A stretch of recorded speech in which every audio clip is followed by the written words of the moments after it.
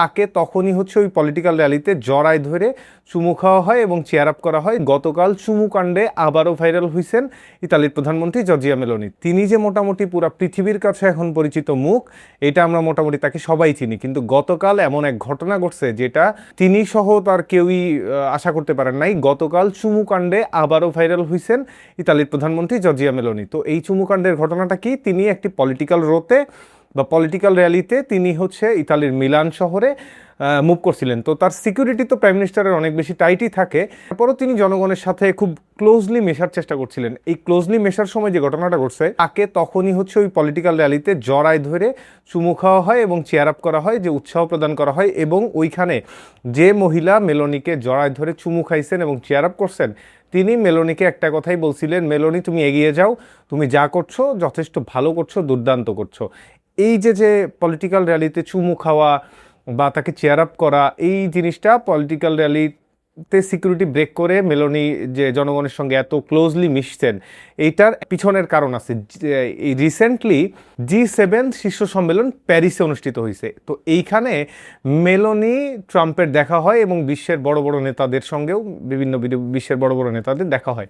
এই G7 সম্মেলন শেষ করে ডোনাল্ড ট্রাম্প যখন হোয়াইট হাউসে পৌঁছান, তারপর তিনি ট্রুথ সোশ্যালে একটা পোস্ট করেন। পোস্টটা হইলো এরকম ছিল, ইতালির প্রধানমন্ত্রী জর্জিয়া মেলোনিকে নিয়ে তিনি একটা পোস্ট করে। সেই পোস্টটা এরকম ছিল যে মেলোনির G7 সম্মেলনে মেলোনি আমার সঙ্গে ছবি তোলার জন্য এক প্রকার হাতে পাই ধরছে, তিনি কান্নাকাটি করছিলেন ছবি তোলার জন্য। যাই হোক, পরে তার কান্নাকাটিতে তার রিকোয়েস্টে আমি ছবি তুলতে বাধ্য হই। দেন তিনি যেটা বলছেন সেটা আরও ভয়াবহ, যে মেলোনির সঙ্গে আমি ছবি তুলতে একটু ইতস্তত বোধ করছিলাম, কারণ আমি ডেমোক্রেটিক সরকার পছন্দ করি। তো ডেমোক্রেসিতে জনগণের সমর্থন ছাড়া ক্ষমতায় আসা যায় না।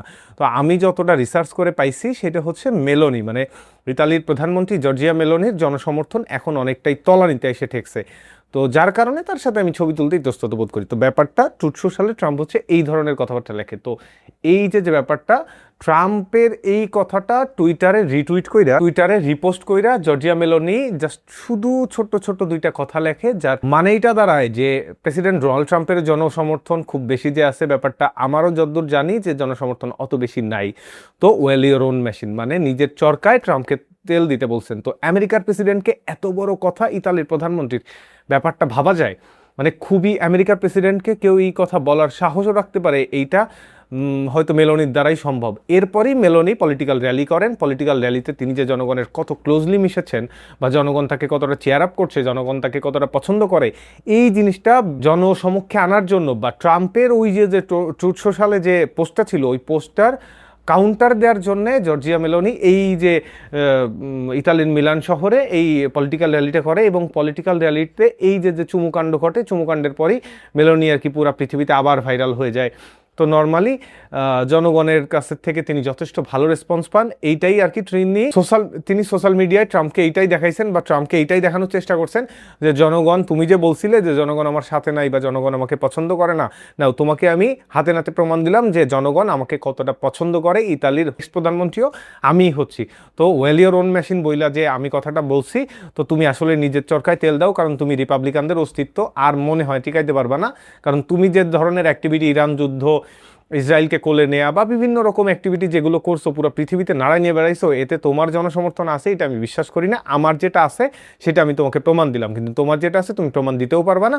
সো তুমি তোমার চরকায় তেল দাও, তোমার পার্টির হয়ে কাজ করো, তোমার দেশের হয়ে কাজ করো, অন্যের দিকে খোঁচাখুচি বন্ধ করো।